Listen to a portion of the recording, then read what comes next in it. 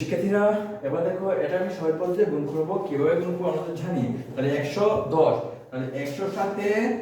10 যোগ করলে হয়ে যাবে কত 110 ঠিক আছে হ্যাঁ তারপরে এই গুণ 33 ঠিক আছে তো এবার কি করব 100 এর সাথে 33 গুণ দেব 100 গুণ 33 ঠিক আছে এই যোগ লিখবো এখানে তারপরে আবার এই 10 দিয়ে 33 গুণ 10 ঠিক আছে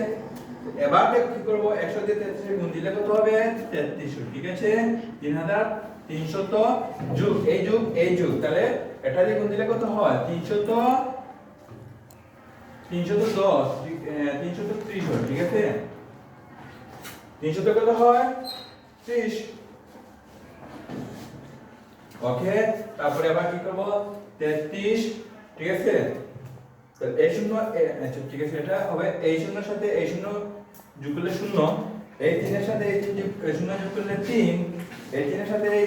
কত হবে ঠিক আছে 0 0 3 3 ঠিক আছে এবার এই 3 এবার 3 এর দিনে কত হবে 6 হবে ঠিক আছে এই 3 এর সাথে এই 3 যোগ করলে 6 এই 3 ঠিক আছে তাহলে এটা হবে উত্তর ঠিক আছে উত্তর হবে 3 6 30 বা গুণফল ঠিক আছে 3 6 30 ঠিক আছে এটা হবে গুণফল ওকে থ্যাংক ইউ